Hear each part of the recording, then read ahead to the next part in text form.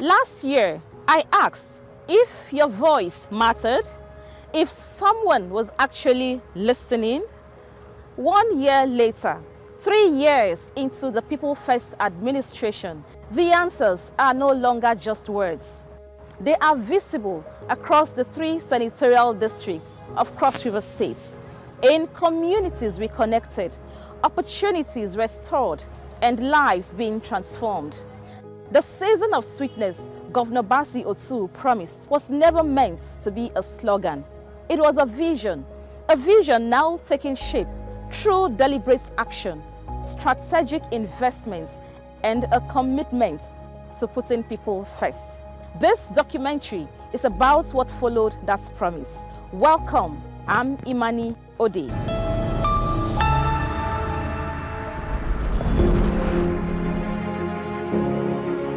Every generation is defined by a moment where leadership meets responsibility, when vision is translated into action, and when the aspirations of the people become the driving force behind governance.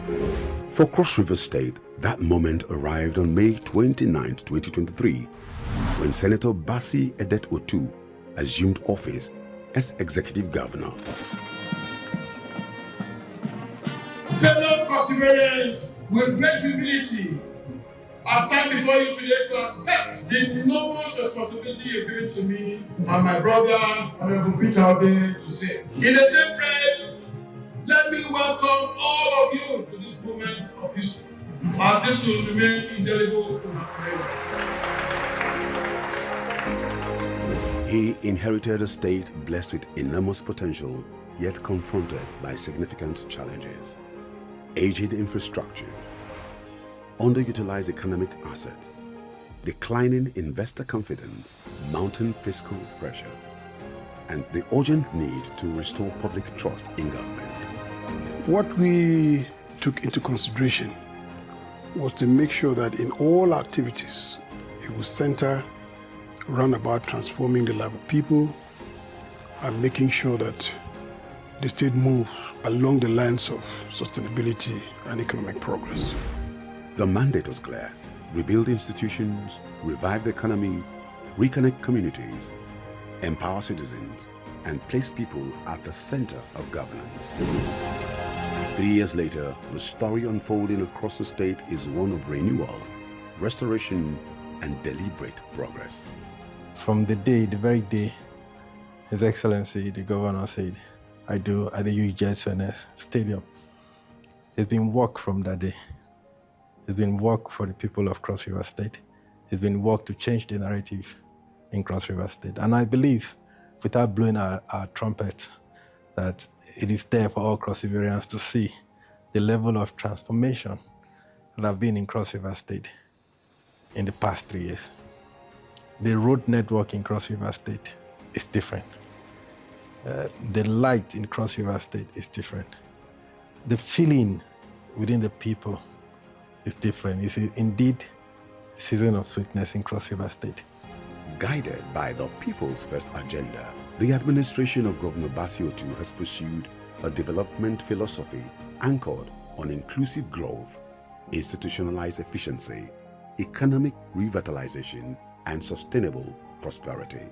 I'm very excited, and I think Governor Prince Bassey Edet Otu'S will rank among the best governors Cross River State has produced. I say so because some governors come with their signature project, but Senator Prince Bassey Edet Otu'S signature project has been to wrap up, do like a situation analysis of the last 3 administrations in Cross River State, He's created a gap analysis and find out how to create a gap closure strategy, which is one of the things we've been lacking in the last 12 to 16 years. So what he has done is brought more like economic, ecosystem, and ecological visibility to Cross River State. He has identified some of the legacies of Cross River State that people are not taking advantage of.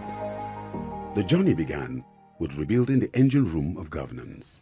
Recognizing that strong institutions are the foundation of development, the administration embarked on the rehabilitation and modernization of critical government facilities.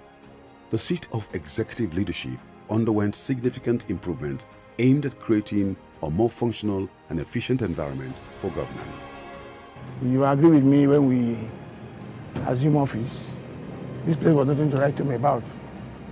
And for a government that is promising to do cross-Iberian well, there was the need for renovation.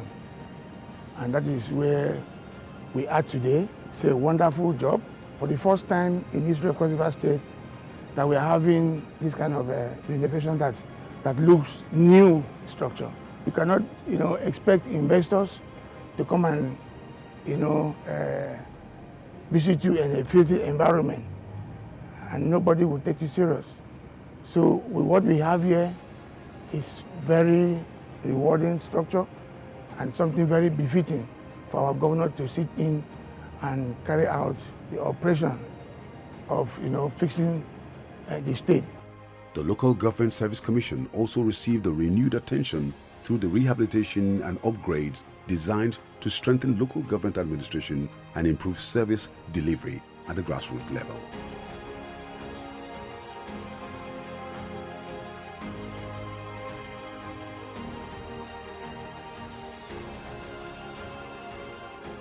Actually, we had promised in our manifesto that anything that is about the people, we try as much as possible to immediately bring them back to life.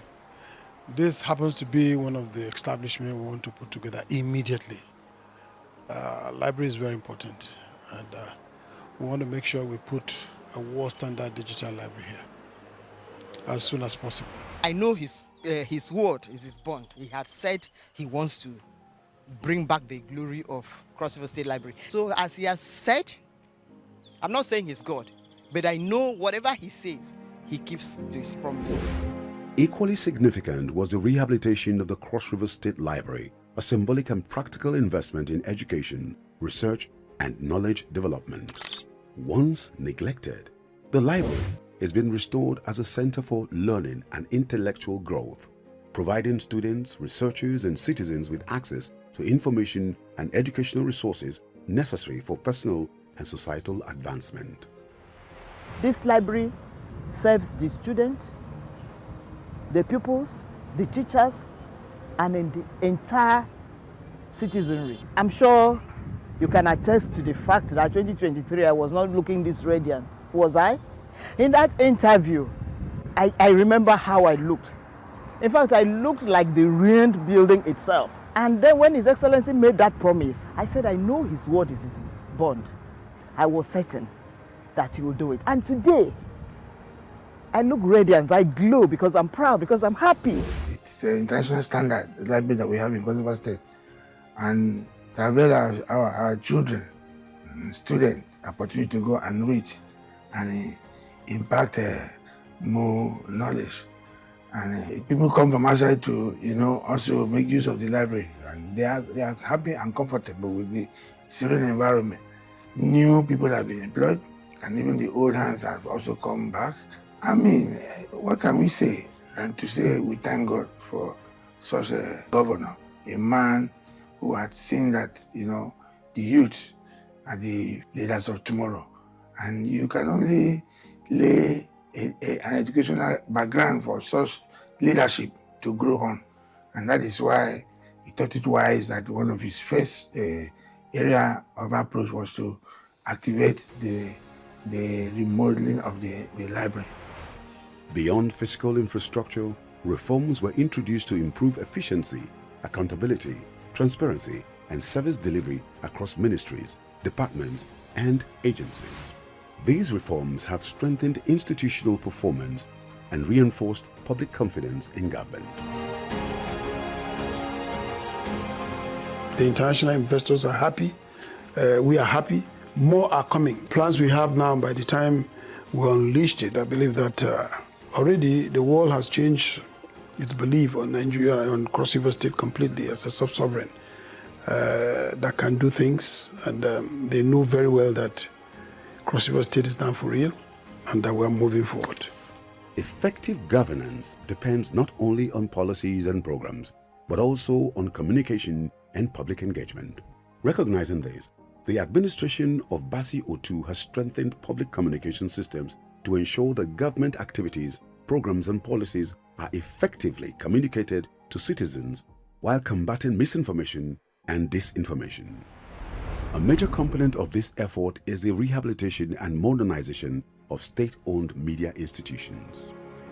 The Cross River Broadcasting Corporation, CRBC, which suffered years of infrastructural decay and technical limitations, had undergone comprehensive rehabilitation aimed at restoring its role as a vibrant public broadcasting service capable of delivering informative, educational, and entertaining content beyond the Calabar metropolis. A few months after we came on board, we got intervention from His Excellency. We also had the problem of reach. Our transmitter on radio was about 30 watt at the time I came, not kilowatts, but 30 watts. So we had a reach, if you approximate the reach from the point of the corporation to about metropolitan, that's about 30 or so. And so that was our reach at the time. But we are glad to say that our reach spans over the local governments in the south and a little into the central, where CRBC picks up the other reach for the north. So this, for me, I think is good. For TV, we partner in Nicomsat and NBC, and so we're on Nicomsat, and that's for satellite. On terrestrial, we are presently installing a terrestrial 1 kilowatt transmitter as we speak, and that's to meet up our audience.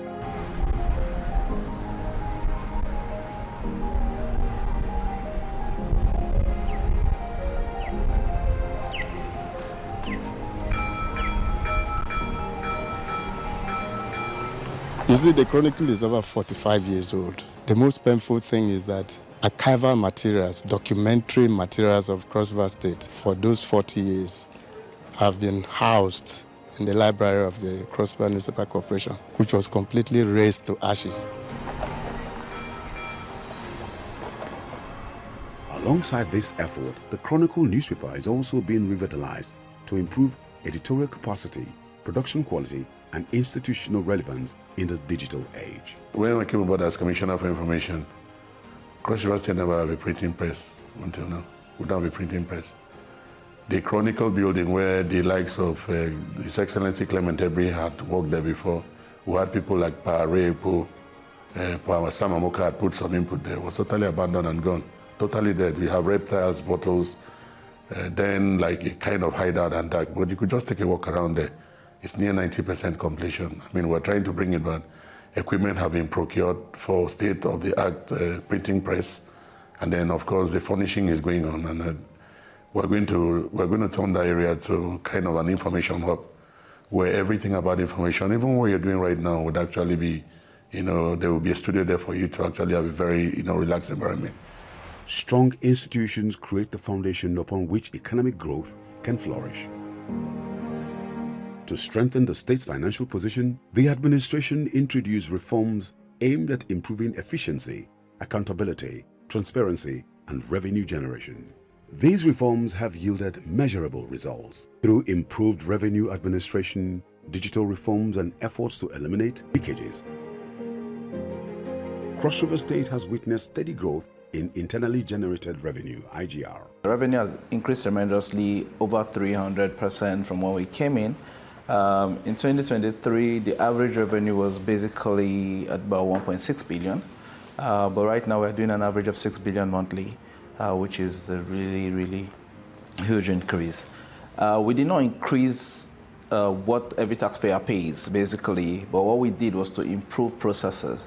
One of the things, the reforms that we did was to improve collection processes, to increase administrative strength and system transparency and fiscal discipline. Instead of increasing the revenues, we expanded the tax nets. But when you see the kind of reforms, fiscal reforms going on in the states, and you see the infrastructure reforms going on in the state, you know that the state is actually trying its best. This growth has strengthened the state's fiscal capacity, providing government with additional resources to fund developmental projects and deliver essential services. Through strategic engagements, policy reforms, and a commitment to ease of doing business, the administration has worked to create an investor-friendly environment capable of attracting private capital and stimulating economic growth. We have started first by reducing taxes. His Excellency intervened in the transport sector by reducing the fare, the daily tickets of the tricycle operators and the minibuses. It used to be 800 naira a day. He reduced it to 500 naira a day. The land is cheap, quite cheap in Cross River State for you to come and get the land. And the land getting the land documents is another thing. It has been simplified, so simplified. We are digitalizing, the C of O. Investors increasingly view Cross River State as a destination where opportunities abound, and government remains committed to creating conditions necessary for sustainable enterprise. The administration's determination to revive strategic economic assets is exemplified by its effort at the Tinapa Business and Leisure Resort. Once envisioned as a premier destination for tourism, commerce, and investment, Tinapa experienced years of stagnation arising from ownership disputes, underutilization, and extensive destruction following the EndSARS unrest. It's an emotional moment for me, having come to Tinapa after some years back and see Tinapa where Tinapa is today. There is nobody that will not feel it. That once bubbling Tinapa that will know. Tinapa that used to brag that I'm going to Tinapa. I could remember there was a time after the opening of Tinapa in 2007, I came here and we did a program, and I could remember most of the picture that we snapped then. We used to tell people that we snapped it abroad. So, and coming back and sitting up like this, it's not easy for me. A major turning point came with the successful handover of the facility by the Asset Management Corporation of Nigeria, AMCON, to the Cross River State government. This was more than a legal victory. It marked the opening of a critical economic and tourism asset with renewed commercial potential. Today, efforts are underway to attract investors, rehabilitate damaged facilities, restore commercial activities, and unlock the vast economic potential of the resort. Tinapa is going to be a great story. You know, one of our beliefs, in fact an anchor belief, was to make sure that we don't allow any investment that has cost public funds commitment to just lie waste. So much was invested in Tinapa.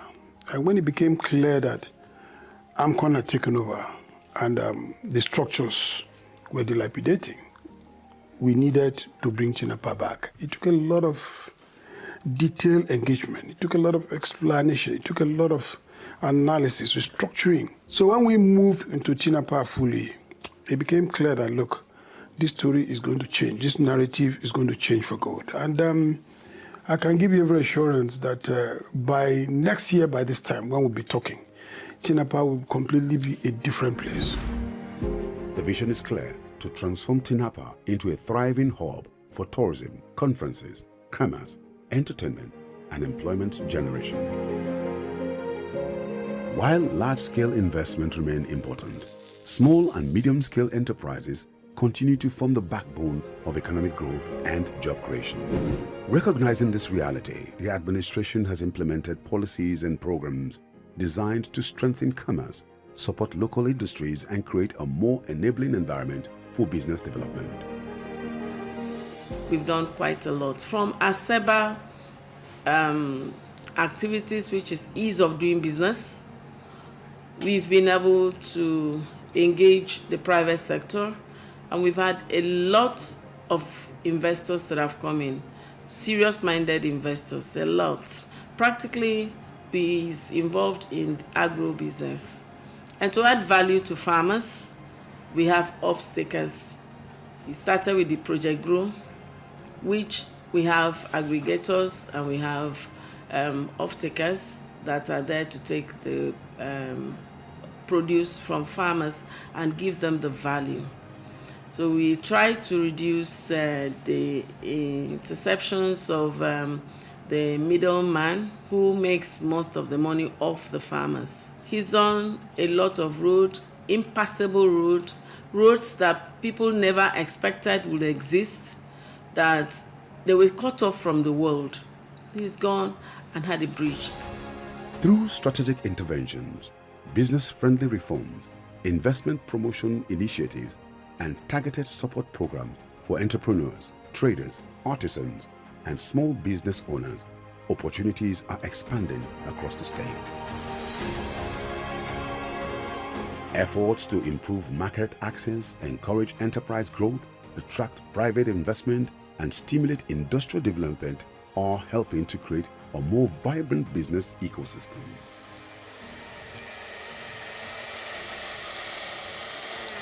Where we are standing today is the garment factory. We are all aware that this place was vandalized a couple of years ago during the EndSARS. But when His Excellency Governor Otu came on board, he has been able to revamp this place. And the factory is working optimally. You can attest to it by yourselves. You've seen that production of mosquito nets, different kinds of uniforms are going on here. This place alone has a capacity of employing more than 1,000 crossoverians. This is a true testament to the fact that His Excellency Governor Otu is working and has really consolidated on the giant strides of His Excellency Professor Ben Ayadi. As local businesses grow and new investment emerge, the sector continues to contribute significantly to employment generation, wealth creation, increased productivity, and the broader economic transformation of Cross River State. We actually are still ongoing in terms of production, but we can see some of our progress.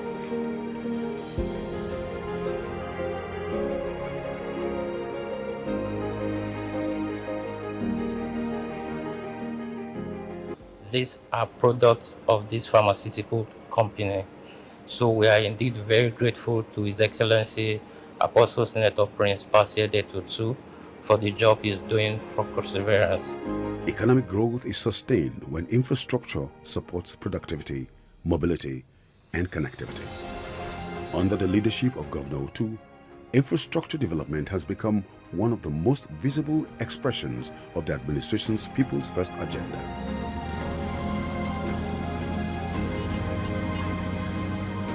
The journey began with Calabar, where years of deteriorating road conditions, failed drainage systems, and neglected urban infrastructure had gradually eroded the city's reputation as one of Nigeria's most organized and attractive urban centers.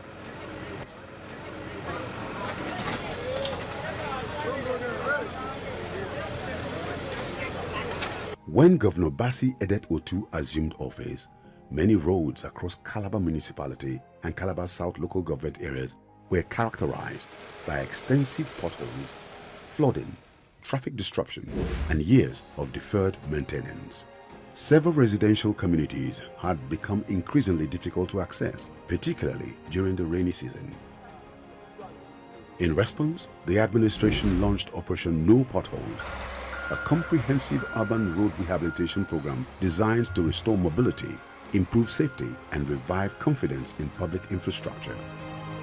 The intervention targeted critical road corridors and residential neighborhoods that had suffered years of neglect.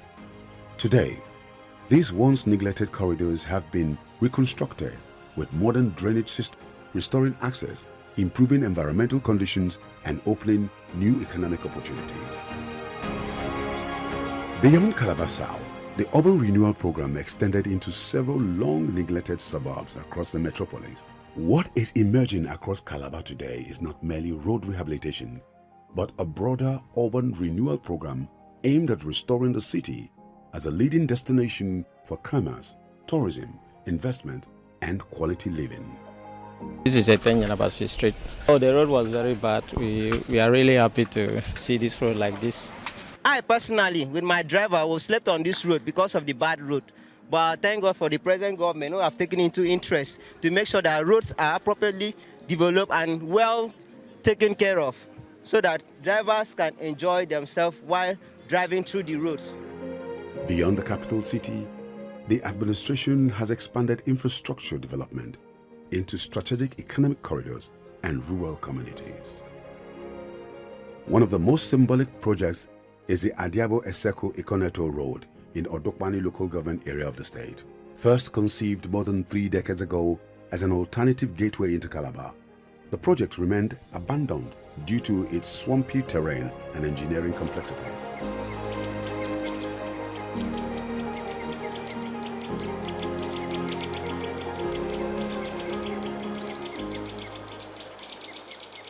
It's a very important access as it creates another alternative to Calabar-Odukpani Road. Definitely and hopefully it will bring a lot of development, as usually road infrastructure is #1 development sector in the world. Before we start, there was no knowledge. It was a swamp crossing, and from the inhabitants, people here, the local people, that for years historically no one could cross this place because of the swamp. Today, it has been revived as a strategic transportation corridor that will improve connectivity and support economic expansion. In Boki local government area, the Boki East-West Road is receiving renewed attention after years of deterioration and delays. I so much thank God Almighty for the government remembered our road. So the road was, in fact, it used to be bad. Then we used to fall because of the bad road. We used to fall, some even injured. Our bike used to spoil it.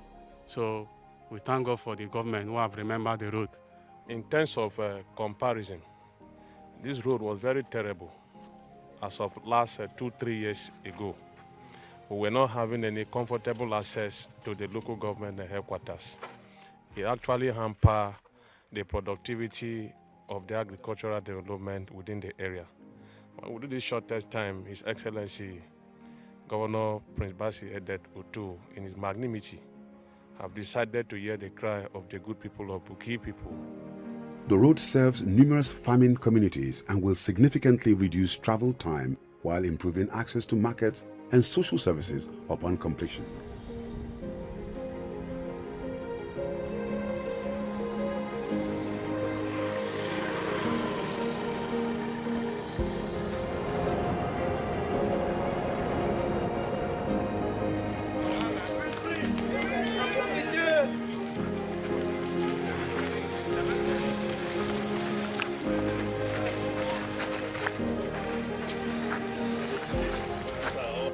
Further north, the Yahe-Wanokom-Wanekare-Benue border road, which had suffered years of neglect and poor accessibility before the advent of Governor Bassey Edet Otu'S administration, is receiving renewed attention as part of efforts to strengthen connectivity within the Northern Senatorial District and improve interstate access.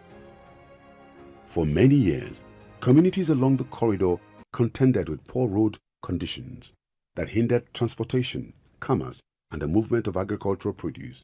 At that time, the condition was very, very terrible, and to the extent that the bike cannot even pass, and even to walk at leg itself is very, very difficult for us. But presently now we are seeing the difference of it from where we are now. We fixed that road. We had to get it because Ukele people have been crying, and to a point that they came with a popular saying that Ukele must be heard. And Ukele was never heard. And so under the government of Senator Prince Bassey Edet Otu'S, Ukele have been heard via the construction of Wanihim, Wanikande, Wanihim border roads. And it would interest you to know that that axis have a high level of farm produce. And so with the construction of this route, I can tell you that the economy of that place have come back to life. Upon completion, the project is expected to enhance regional integration, facilitate trade, improve access to markets and social services, and stimulate economic activities across the border communities. In Akampa local government area, the urban Nsan Road is opening previously underserved communities that endured years of isolation, particularly during the rainy season. The Akampa has two concerns 1 and 2. And that in the past, before this project, or what brought the idea of this project, was to bring the two constituencies into one. So joining constituency 1 and 2. And in the past, you need to travel through Akampa, Odupani, into Calabar municipality, Akpabuyo, and then you start linking up Akampa again. And this was a journey that could take up to 3 to 4 hours for you to connect, one local government. But with the Nsanoban Road, it's just a drive of about 45 minutes. From the headquarters, you are on the other side of Akampa. The Obanzan project has actually been a project that we grew up to see. This project has started in the late 70s to 80s. As of today, the entire opening of the entire stretch has been completed. From Oban to Akampa is open, virgin forest. Several civil works in terms of culvert and drainages has been completed. Over 16 kilometers of earthworks has been completed. Over 7 kilometers of asphalt has been completed. This has never happened in the history of Akampa. So I will commend His Excellency. It's a thing of joy to Cross Riverians in general, because that same road links to the borders of Cameroon. Even after the construction, you can still see monkeys around. Tells you that the place was deeply interior. But we thank God today because we are living in a very free road, very wide. Even in the night, we are no more scared. The means of going in was very difficult for us. But now we can access the road deep down, close to the riverside. We are very, very grateful for that.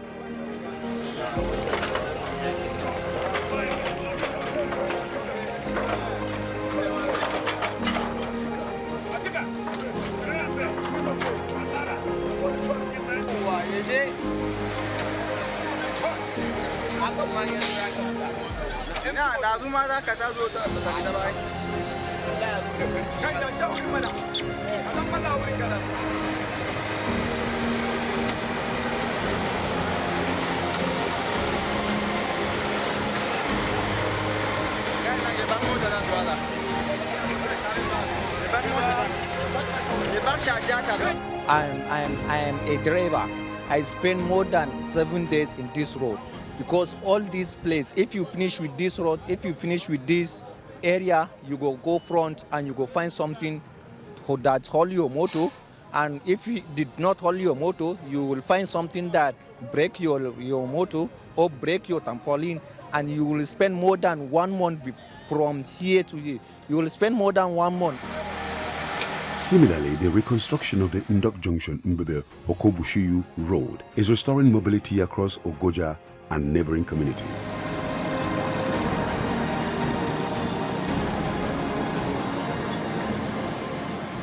We have a stretch of about 10 kilometers that was flagged up.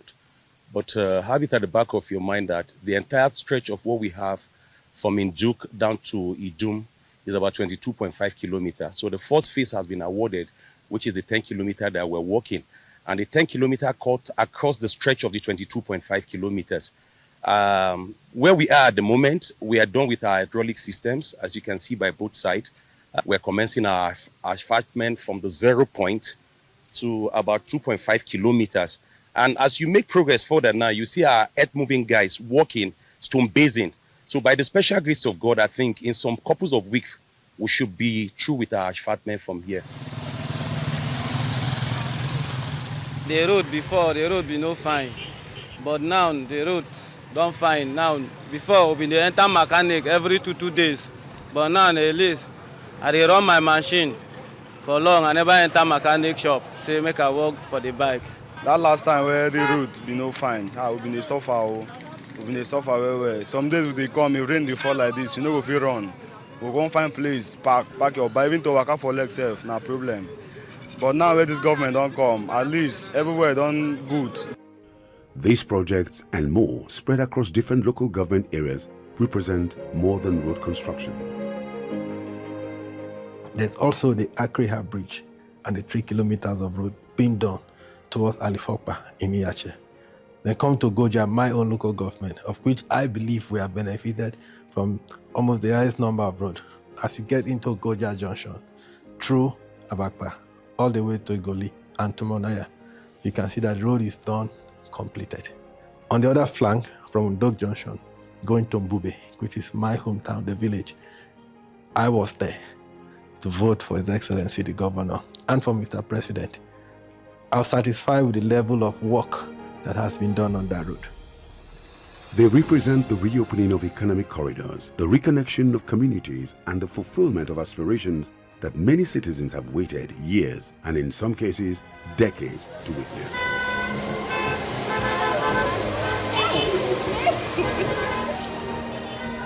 Beyond road construction and rehabilitation, the administration has introduced measures aimed at making transportation more affordable and accessible. Through seasonal free transportation program during major festive periods and initiatives to support commercial transport operators, thousands of residents have benefited from improved mobility and reduced transportation costs. In addition, the government of Bassi Otu has embraced the adoption of electric-powered vehicles as part of efforts to reduce transportation costs, promote energy efficiency, and provide a more sustainable alternative for commuters and transport operators. These interventions reflect the administration's commitment to delivering people-centered transportation solutions across the state. The administration's transportation vision extends beyond roads.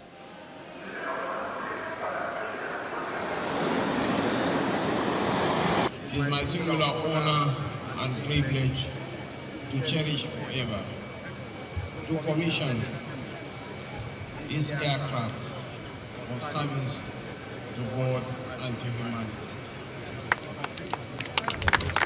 Thank you so very much. In the aviation sector, strategic partnerships and sustained engagements have improved connectivity and accessibility, making Cross River State more attractive for business, tourism, and investment. I have confidence in the aviation sector. Yeah, they know they cancel flights. So everything is nice, and I must commend the government for consistency. Because one of the major problems we are having in governance is consistency. When person start project, next person, so we'd like to commend the governor for that very act. Some of us who travel a lot, we know how stuck we have been over the years. Many times we have to rush down to Uyo to take flights, going out and coming in, jumping in and out of speedboats and all of that. Initially, we have just only one flight coming to Calabar, and people find it difficult to travel. But since the administration of Prince Bassi Otu, we have flights virtually every day. You can go to Abuja today and still come back today, and still come back the next minute, and still come back the next minute. Enhanced aviation services continue to strengthen Calabar's position as an important gateway into the South-South region. It used to be a difficult thing, flying out of Calabar very early and coming back either very early or trying to catch up with events either in Lagos or Abuja. Sometimes I have to do a stopover, a night stop in Akwa Ibom to be able to catch a flight. So getting to know that by 10 a.m. this morning I could be at the airport to get back to my city, it was very lovable. I give it to His Excellency, the People's First Governor, for putting the people first in his agenda, providing fleets of aircraft, both Lagos and Abuja. Well, I like the state government to stay focused and to do what they're doing. We're scaling up in Cross River State, and there's evidence that there's a lot of advancement and development. Let's keep at it and let's make it happen. This is home. Thank you, Aero. Thank you, Kali. God bless you. The administration has introduced new aircraft into its fleet for national and regional flight operations, providing greater convenience and alternative travel options for air passengers. Travelers are now at ease. You can book a flight any day you want to travel, and you get it, except the aircraft is full. Your people can travel from Cross River State, from Calabar to Lagos, to Abuja, or elsewhere, and come back when they want to do that. The Obudu International Cargo and Passenger Airport project represents a strategic investment in the state's transportation infrastructure. Conceived to serve both passenger and cargo operations, the airport is expected to improve regional connectivity, facilitate trade and agricultural exports, stimulate tourism, and unlock new economic opportunities within the northern part of the state and beyond. I must thank the governor and his visions, seeing project initiated by his predecessor to this level, and is still committed to it. I will always emphasize that our government is not desperate to assign any project attached to us. Our government is to restore Cross River State, and our government is to complete all abandoned projects.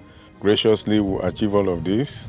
We've gone around, you're seeing His Excellency's stride, and gradually we are coming to an end where the people will really enjoy the benefit of democracy.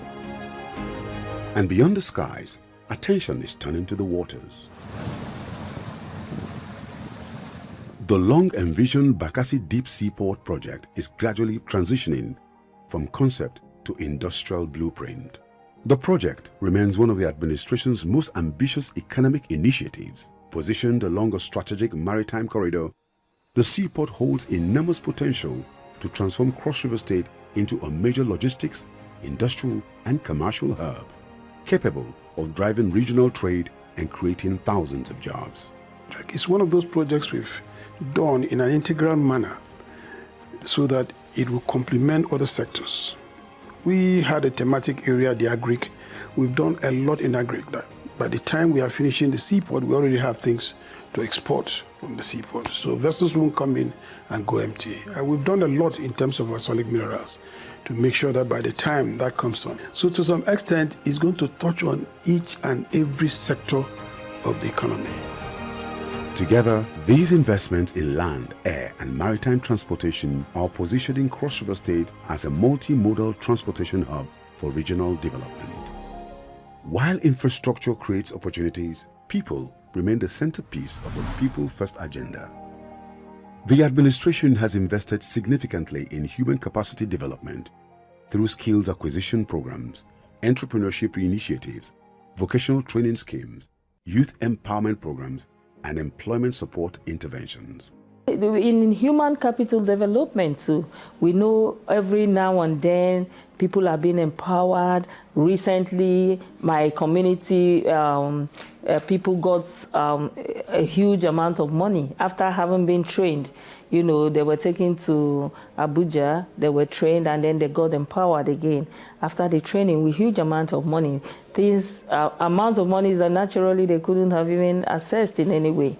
And this, a lot of them have been able to set up businesses, and they're very happy about it. Young people are being equipped with practical and technical skills that enable them to become productive participants in the economy. It's a way of me giving back to government. Through the benevolence of the governor's excellency, Prince Bashir, I was sponsored for this CRJ 700-900 type rating. You know, one of the pilots I was sponsored by the state government to go for that type rating. So I've been a project of government from private pilot license to my type rating. I send continuous appreciation to God and continuous appreciation to the government, to His Excellency Senator Bashir too. He's a visionary leader, for his love for the aviation industry and his interest to expand the industry. Women across the state are benefiting from empowerment initiatives designed to promote financial inclusion, enterprise development, and economic independence. Widows and vulnerable citizens have also received support through targeted social intervention programs aimed at improving livelihoods and reducing economic hardship. Access to quality healthcare remains fundamental to human development. The administration has revitalized the healthcare sector through investments aimed at improving efficiency, expanding access, and strengthening service delivery. Additional doctors, nurses, and community health extension workers have been recruited to serve communities where healthcare personnel were previously inadequate.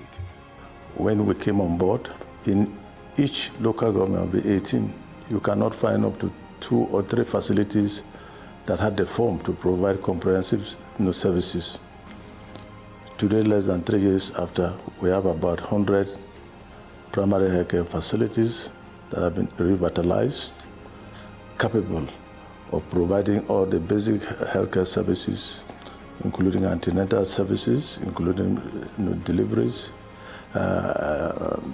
including even the care of the elderly. In the education sector, the administration continues to invest in the future of young people.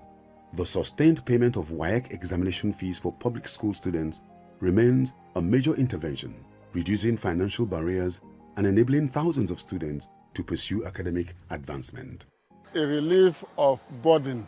In fact, I have been having a lot of difficulties in meeting up with this payment of the children exam fee. I feel all right, and I feel very happy because it has actually relieved my parents of that particular burden, and it has given me an opportunity to use the money that I'd have used to pay for the registration for another thing that will be useful to both my family and myself.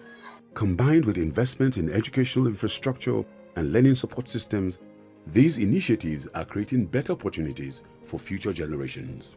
We came up with about 16,301 students, and I took to him. I said, this is almost $500 million. He said, yes, we'll pay. And before you knew it, he released the amount, and we paid for 16,301 students of Cross River State origin. And then the second year, which of course is 2024, we also did the same.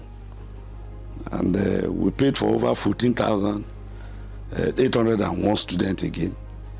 And then 2026 again, as we are, we have also paid again for another 12,580 something number of students. And it has been sustained for the past 3 years. The establishment of the Cross River University of Education and Entrepreneurship in Akampa further demonstrates the government's commitment to entrepreneurship, innovation, and skills development. Agriculture remains a cornerstone of the state's economy and a major source of livelihood for thousands of households. To unlock its full potential, the administration has intensified support for farmers through mechanization, training, improved access to inputs, and value chain development. A flagship intervention is designed to transform agricultural productivity and strengthen food security. The program is empowering youths, women, and smallholder farmers while creating opportunities in storage, processing, transportation, and agribusiness. We've done a lot. We have interest for 2 urea plants, urea production plants for Cross River State. We have agro-processing interest. We have interest for agro-processing for cocoa, for cassava. These are serious investors who have come in and have started going through the process. Apart from that, I'm sure you are aware that even Wilma acquired the former Enhoots rubber plantation. It was defunct. It was decrepit. It was not functional. They invested, and then the state concessioned it to Wilma, 8,000 hectares of land. We also have Blue Sky. Blue Sky has come to set up another oil mill refinery with the plantation for 10,000 hectares. And these things have been fully paid. So money has come into the state, and you can imagine the multiplier effects in terms of the jobs. As agriculture expands, it continues to drive economic inclusion and rural development across the state. I'm in the carnival. Few sectors reflect the identity and global appeal of Cross River State more than tourism and culture. At the heart of this ecosystem is Carnival Calabar, Africa's biggest street party and one of the continent's most celebrated tourism brands.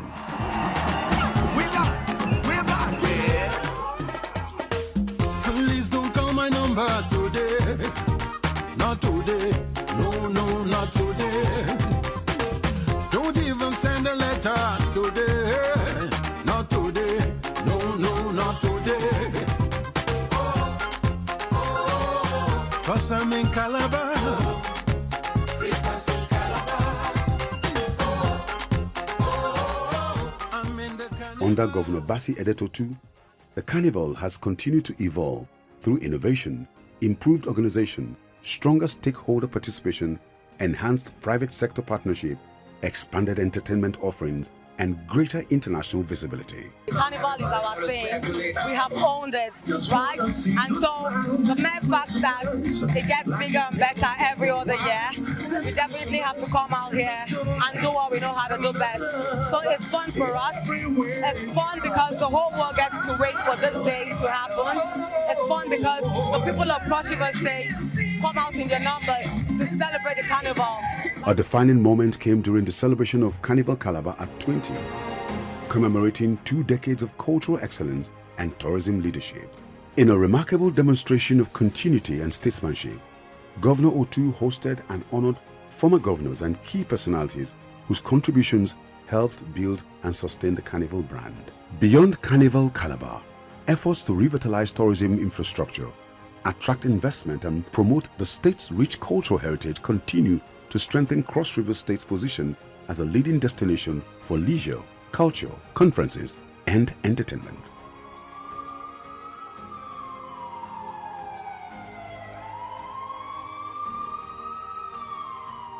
No meaningful development can thrive without adequate peace and security. Through collaboration with security agencies, traditional institutions, community leaders, and other stakeholders, the administration has prioritized the maintenance of peace, law, and order across the state. The governor has created a living environment for the Nigerian police force in the sense that there is an open door policy when it comes to security matters. All hands are on deck. There is strength in collaboration. So that has been the secret for the sustained peace in the state. Immediately the governor came into power, he made sure that he equipped the security agencies. He brought in strategic people, good experts, professionals that could come together and work together to ensure that everybody is safe. So if you go around from what happened in the past administrations, you cannot compare that to what is happening right now. Cross Riverians move around at night safe, even you have your phones on you, nobody attacks you. It's a thing of the past when you hear about cultism, where young people used to go and fight, kill themselves over nothing. Those are all things of the past. They don't happen again in Cross River State. Armed robberies, theft, those things, not as if they are completely eradicated, but to the barest minimum. A major component of this effort is Operation Okwak, a coordinated security initiative designed to combat criminal activities, strengthen law enforcement presence, and improve public safety across communities. The main contract of the state with its people is to be able to protect life and property of the citizenry. Where you can't, there's no government, let nobody deceive you. We have a zero tolerance from day one for criminality. When we came in, it was quite difficult because kidnapping was so high. In fact, at some point, it got to a very dangerous level that all professionals left, even lecturers at the university left, and so on and so forth. But now everybody is coming back. People who left are even coming back to establish their business and so on and so forth. The resulting stability has contributed significantly to improved investor confidence, business growth, tourism development, and community well-being. My expectation after retirement, I expect to have a skill I can come back to my community and show my productivity.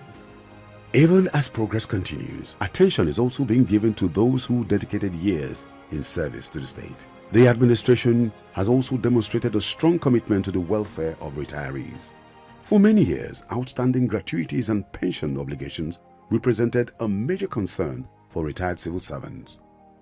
Recognizing both the moral and social responsibility involved, the administration has made the payment of gratuities and pensions a priority. And that's why if you look at our retirees, today they look more healthy and more robust than when they used to be. With what the federal government is doing, in terms of allowing some loans, some facilities for them to enjoy. In our state, we also have that. We have that social investment schemes which allows them to still do things for themselves, for those who are strong. Through sustained disbursement and welfare interventions, thousands of retirees have received long-awaited benefits, restoring dignity, easing economic hardship, and reaffirming government's commitment to those who served the state faithfully. The training we went in MEDA helped me a lot. So I thank Cross River State government for organizing that program for retired civil servants to boost their business up. The government help us not to be liability. And what the government help us, they gave us some money, 500,000. And I manage it well, and it's helping me with my family.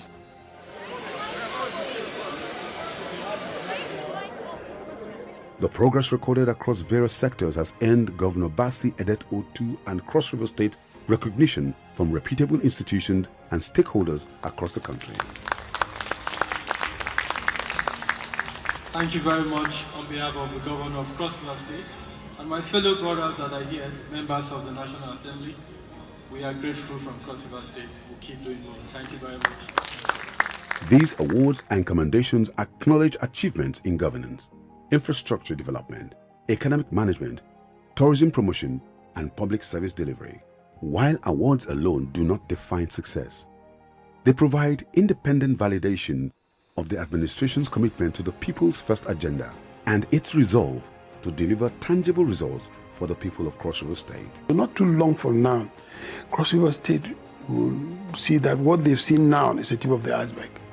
Anybody who's been from Cross River will know that Cross River has changed completely, has climbed the ladder. Many. Now we can rub shoulders with other sub-sovereigns, not just in Nigeria alone, in the whole of Africa and its continent, and even the world. 3 years ago, Cross River State stood at a crossroad. Today, the signs of progress are visible across every sector.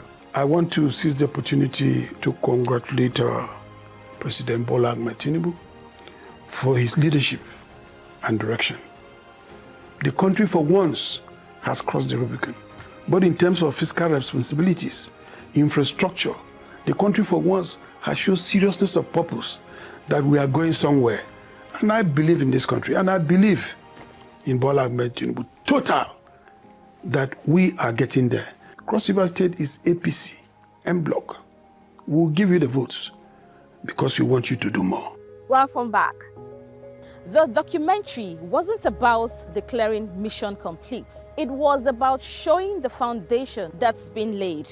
Stronger institutions, reconnected roads, revived assets, people at the center.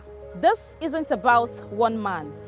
It's about the people who believed change was possible and a government that chose to listen.